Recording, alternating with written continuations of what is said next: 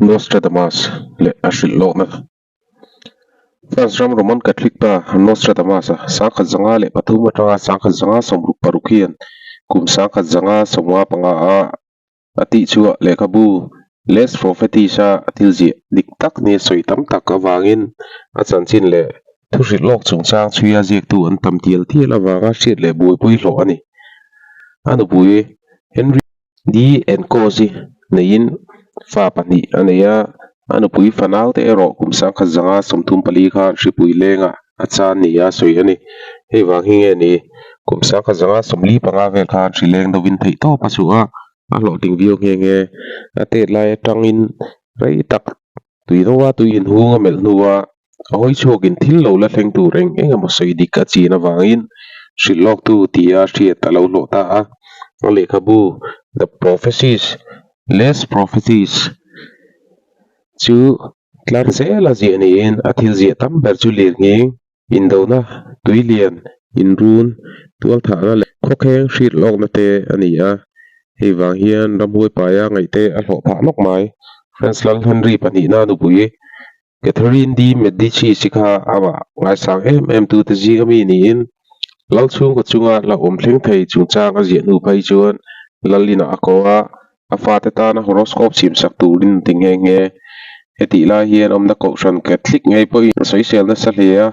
kumsa ka zanga somruk pakhata merik na zela ata na chanpo bishop khalna lama salowa shillo na thil a soyawa niin an soi kumeng ma zauti boi tok tu ke vunat na chikhat awang chuan sangkha zanga somruk paruka chuan cheson po ahar satta July ni khatlai chuan as secretary John D Shavigni ne na chuan ni chu huna chuan nungdamin min mu to lawang tin a soyang tak chuan a tu jinga chuan a khumbul chua ta thia mu anita ani Nostradamus hi shillok tu chau ani lawa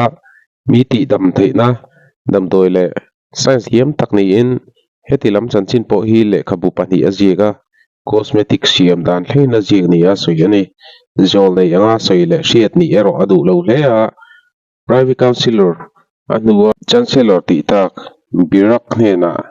disom panga ju sangkha zanga somruk paruka athu thona phei chuan prophet in turem chu ka alo ati hialani Nostradamus lok dik nia soite Henry pani na Franslal thina sakai bak nei tar chu apatoi chuan amakal anga indo na huna in malbai na rangkachak bom kal hlangin amita aphil hlang anga liam pani in pakata siamanga raphlak takin na thiang kumsang kha zanga songa pakuani puilai khan Franslal Henry pani na le akon bol pakat Gabriel night thuam pham kim nen anin baya Gabriel feichu alaya ke in pakhat jok chu lalmai khu kara lutlangin amita achuna pakhat jok in nabeka ni som chu liam pui tuara amut nuwa athi London kang mei raphlak London a chuan mitha thi sen atlem hleang ruk kuma kang mei chuaka alralin ma ko sang mi che pakhat chu omna sang takang matla anga an pui mitam tak an thi bokang September ni hi sangkhat zaruk somruk parukhan London Pading Lane antia Thomas Ferrier a changa mun chu aka atira ngai mo thama langlem lo chu ni thum chung lekin London khopui chu akang zo ti ta der maya voin thleng hian Great Fire of London ti alani nge e kang mai chu ka hian mir thei noi nung jok te an thi thu soi om lowa in pui le sumdon na dor lian jok hlir kan ral ba ka kha hun laia mitam tak thi na black day tan ti thlen tu sipai sa ju tam tak chu he mei hiang kang lumin black day jok chu are pha ta hialani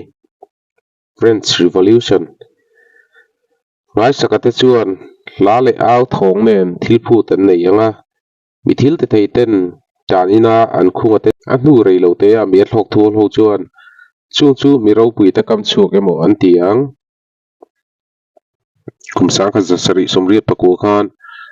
French mi pui te chuan lal le khon bol te nom chen na laka helna an ti chuga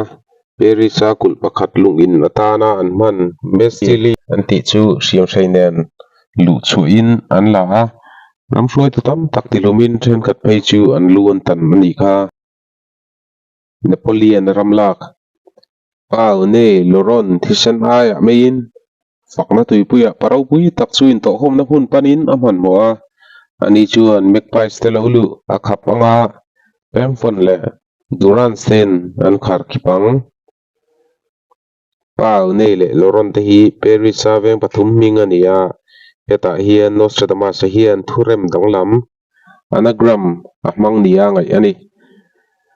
pau ne le te an rem kol hian Nepal lon roi ti a chuak theia chumiom je chu Nepaliana lal ti na ani ani chuan mekpai salolu akhapanga pempon le duran sten an khar khipang ti la hi Popius parukna le pasari na Nepaliana kumsa kha zaruk somko pariat chawa jela akung te soina nia ngai ani Spain lal King Philip pani na sungchang kumsari chung chu Philip chu alien thu thu ranga rap sipei te nek chepang chumi nu kongchan wedang atang chuan awan duai entrananga purun tiakin ati chiang kumsang khat zanga songa paruka tang khan Spain rama Catholic mi Philip pani na halala Spain chuan kongtin renga ma sona kumsari ati ro Bible hun rei soina ngai ani kumsang khat zanga somriat pasari alonia Scotland lanu Mary ati lum nu chuan England nena anin zomna chutcha niin ache buai tan ta ani anu loka Spanish Armada long rule ne England rule le a an lo ting mit neka hemi nu ya en ramma tangin Muslim no chu tu thupek a chu le bok Arab chungchang quatraina ji hi Battle of Lepanto a Spain in Muslim lalram Ottoman Empire long rule loi chimi na kha ni angai anombok purun triak ati hi kumsom thum paruk chok nia French lal Henry Palina Koshana anin lungrual lo awanga thi thlenga Philippanena in melma khan nia ngai ani bok Louis Pasteur chungchang kumtam tak bo to thil chu mu chu anita Pasteur chu pathian pluk de to choi mo ania chuti lai chu thla in kongro pui taka he lai in aniang nima sela choi sepkain azomna lo leang sa kha zuriat somni pani apiang Louis Pasteur ha French namdoi lam thia bita mu tham lo nat na fik zir chin konga sul chu turo pui ania bacteria lak chu dan aming choya pasteurization anti tak ti suak tu ani ui ase rabies le anthrax namdoi mu chuak tu ani bok Europe a chuan pathian tluk tho tha nga ngai san lo man ani nima sela sakha zako songko panga mai han science historian L Gison a chuan le khabujikin Pasteur hian anthrax vaccine man ani tak tak theina tan midang thiam na haruk thu aron ziak tamaya e hian Pasteur ngai san na satakin ati niam pa ta chi reng ani Hitler anun rona Europe ram thlang lamatang mira thei tak chung kwa naupang apianga alei mangin sipai tam tak athununang khochak lam thlengin aming atha indo pui pani na ti suak tu Hitler kha Europe ram thlang lama chung khore thei tak atangin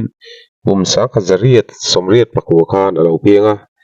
mi ne thei taka tu soi thiam ani awanga Nazi party ho tu pa ni ta hialani khovela ti buai je chu soi tam ngai lo ania Nostradamus a hrit lo na quatrain danga phei chuan history ti thu apang nge chu chu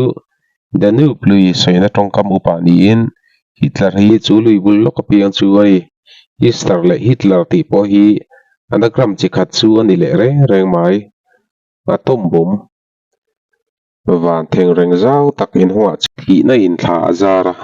mason na ro pui tak ani nam ro pui tak chu thingkung lungin atiniama mi hla omti soi chu in than thiang hlim na le ti dikna atlena sangkhat zakua somli panga August khan United States chuan Japan ram mun ni Hiroshima le Nagasaki ate atom bom mathlaga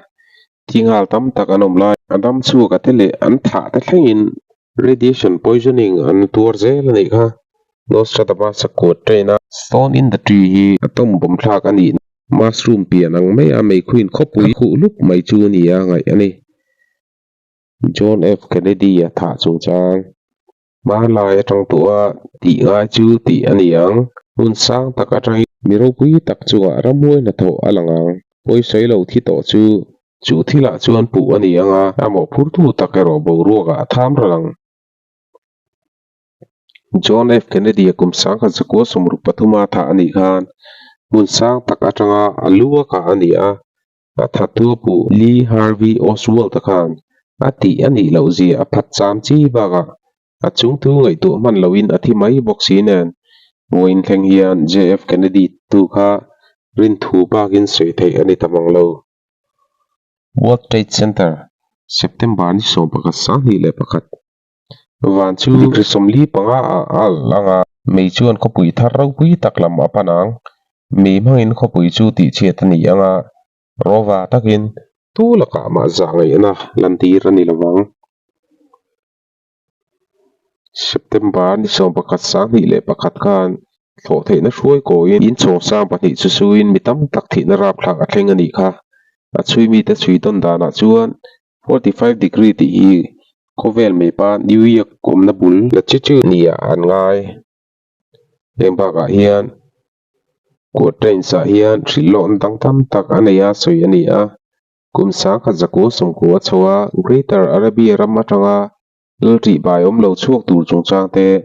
chulal le Russia thodunin khotlang ramman do tu thu te Putinan Syria President Bashar al-Assad atran tathi ngei tari lo wo chumi nuwa kum somni pasari o turin do puip thum na chua le tur le mit makta duai enga baza tan thi tur tu te lalti bai chu tukdol ani tur thu le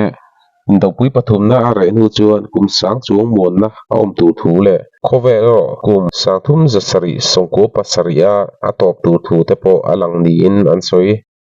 heta kum sang thum zasari songko pasari ati hi Nostradamus hun laya an man Meyan kalendar milania tuna kan man mek Gregorian kalendar chuan kum sang zani le pakua ni ome kum sang ni le sombar nulama ko train atanga an chidon lar zonte indo pui pathumna kum somni pasari o tur Italy rama mau Vesuvius slang edi somsari perwa rom ko pui khu bo ko pakang to historia rapla bernitura kang le tu Italia hian tu na ya li rangi zau li rimra thla perin USA asoi tur thu fa nei tura nu le paten permission lak alangai tur thu Kovel economy lok chiat tur thu Nostradamus hian mi ho sa te chu weitam tak an thino nang ti hialin na je mishing dam chen zani te alania lalten ramgo an rubo wanga vanin hoi ram lo le leilette akang chezawang ati hi rainforest ti chiat mek le ozone layer popte global warming awanga thlai le ramsa thimek te hi anilo mo chia ti bo ani anga lomin mi puiten lawang tong sang kan man te la bowang Kovel pum mi khote takte global village ani meka English hi kan tong ani hlom meke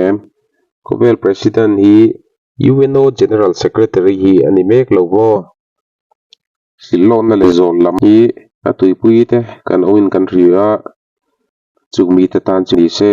chi sang ron chia so zel kan tuma ngai thla duang zong te po suggestion ron pe thei ula alo hom biwang